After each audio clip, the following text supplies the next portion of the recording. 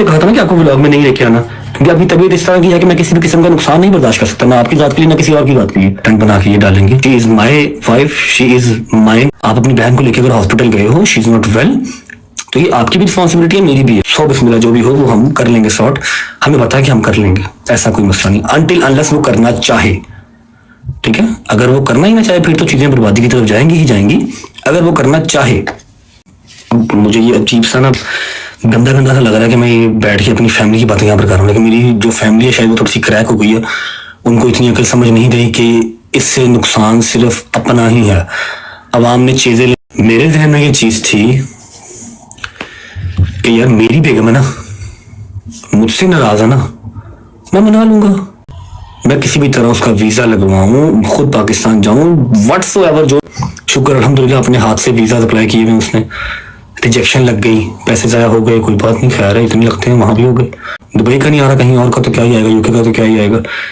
यहाँ पर बात का मकसद ये है कि she is my wife, she is my responsibility. अगर वो मुझसे नाराज है, ये हमारा कोई मसला है तो हम सॉर्ट कर लेंगे, ठीक है, किसी और का तो। अस्सलाम वालेकुम दोस्तों, जैसे कि आपने पीछे वीडियो में देखा होगा और रजब भट्ट की सारी बातें सुनी होगी। रजब भट्ट कह रहा है कि किसी न किसी का नुकसान नहीं बर्दाश्त कर सकता, आपकी ज़ात के लिए ना मैं अपनी ज़ात के लिए। वो मेरी बीवी है, वो मेरी है। आप अपनी बहन को अगर अस्पताल लेकर गए हैं तो वो ठीक नहीं है, तो ये आपकी भी जिम्मेदारी है और मेरी भी है।